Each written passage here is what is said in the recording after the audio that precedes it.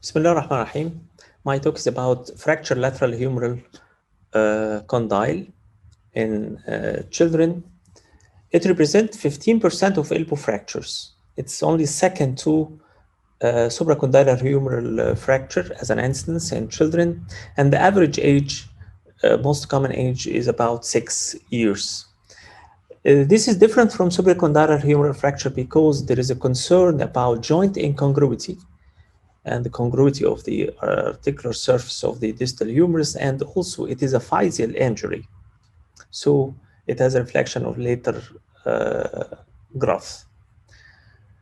Milch, the most common classification we know is Milch classification.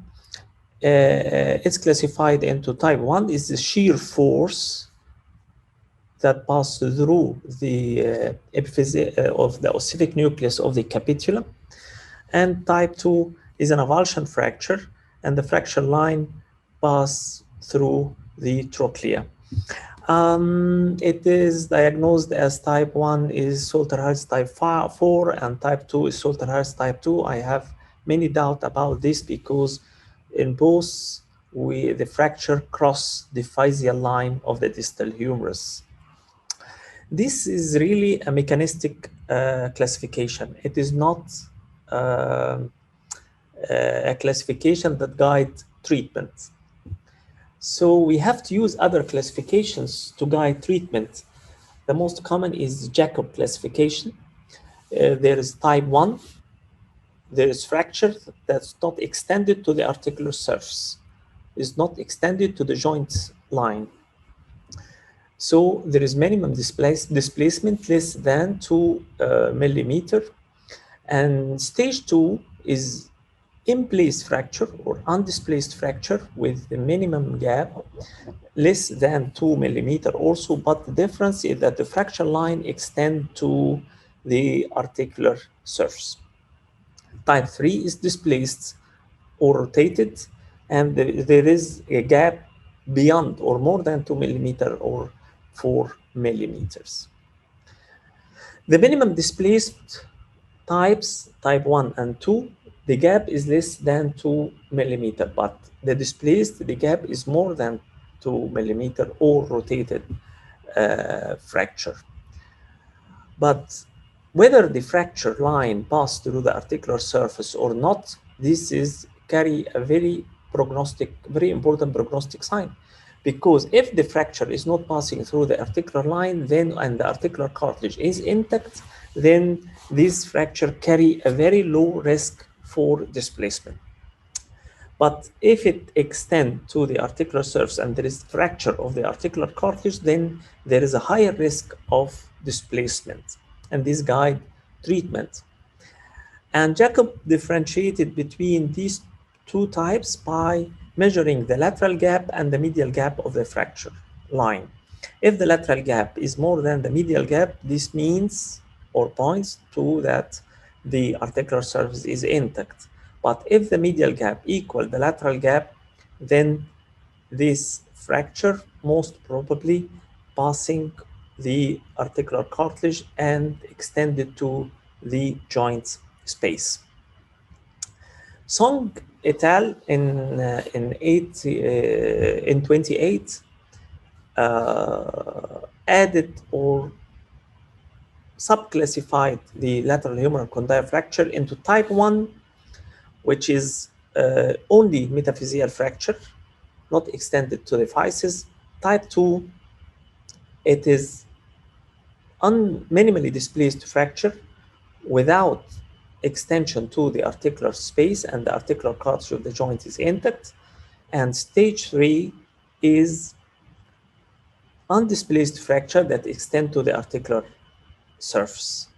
These two types are type 1 and 2 Jacob classification. He subclassified the type 3 of the Jacob, which is displaced fracture, into displaced and rotated. So the type 4 and 5 are displaced fracture, and the type 1, 2, 3 are undisplaced fracture or displacement less than 2 millimeter. But he pointed to a very important point, that these measurements and this assessment shouldn't be done in anteroposterior or lateral view. It should be done in anteroposterior view with internal rotation. This means oblique view of the elbow with internal rotation. Please do this view for every child you suspect internal, so you suspect in him lateral humeral condyle fracture. This is an example of type 3. For in the anteroposterior view, it seems that only metaphyseal fracture not extended to the articular surface, but in the oblique view, it is extended to the articular surface with a medial gap equal the lateral gap. This means that the fracture is extended to the articular space and there is fracture of the articular cartilage. MRI, of course, can differentiate these type clearly. Type 4, which is displacement, more than 2 millimeter. Look here in the anteroposterior view, it's minimally displaced, is less than 2 millimeter, but in the internal oblique view, the gap is clear. So don't assess or classify lateral humeral condyle fracture in the anteroposterior view, only in the internal oblique view. Another example of type 4, wide displacement, although the anteroposterior view looks with minimum displacement. Another example here, the anteroposterior view looks very innocent, without displacement, almost without displacement. But look at the internal oblique view, very wide displacement. This is type 4. Type 5 is completely displaced and even rotated, like this case.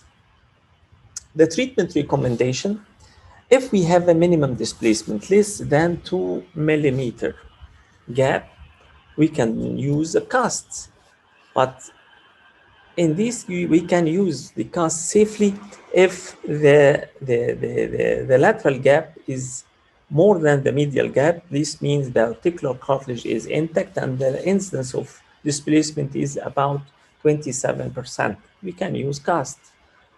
But if we are if the fracture is extended to the articular cartilage, then the risk of displacement or later displacement with follow-up will be more than 40%.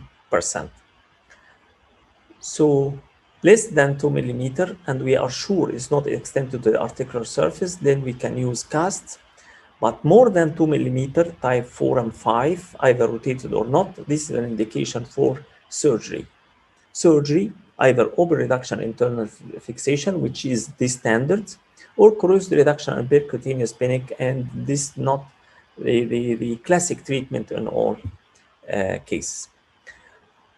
The problem is in fractures undisplaced or displaced with less than 2 millimeter gap, and the fracture is extended to the articular surface. It carries a risk of displacement of about 47%.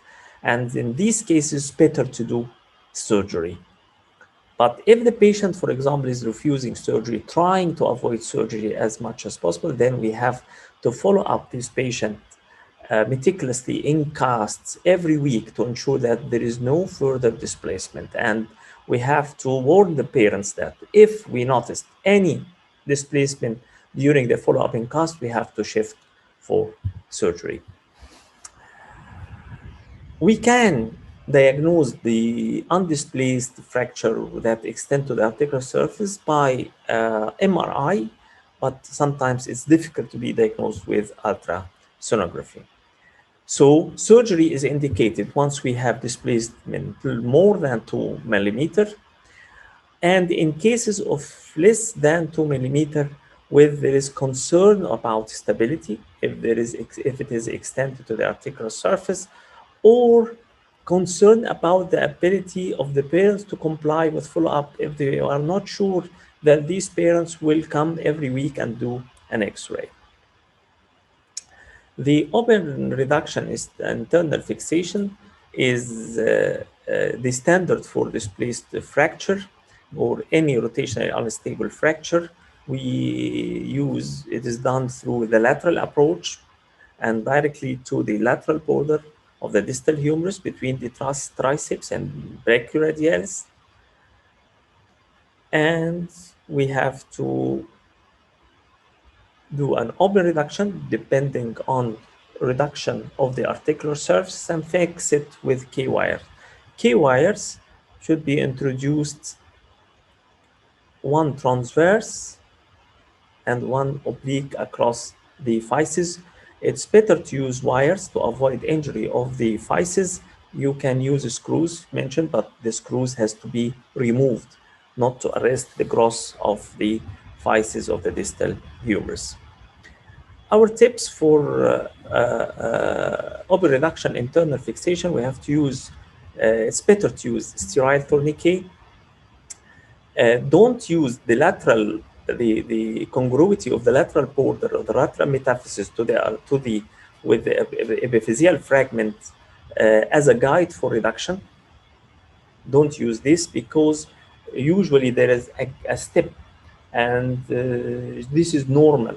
And if we depended upon it, we may miss a proper reduction of the lateral humeral condyle. We have to stay anterior to avoid injury of the blood supply of the epiphyseal fragment. It is mandatory to open the anterior capsule and to ensure anatomical reduction of the lateral humeral condyle fragment. And this is the only guide for proper, exact anatomical reduction is to visualize the articular surface. And I prefer inserting the pins through the skin and to be removed with the removal of the cast, but others prefer to bury it under the skin. There is no problem. If you are using screws, then they are buried under the skin, but have to be removed. So, to take home message, the lateral condyle fracture is a physeal intra-articular fracture. We have to assess displacement in the internal oblique view. Don't judge the displacement in an anteroposterior lateral view only. Open reduction is the gold standard for treatment of displaced fracture more than 2 millimeters.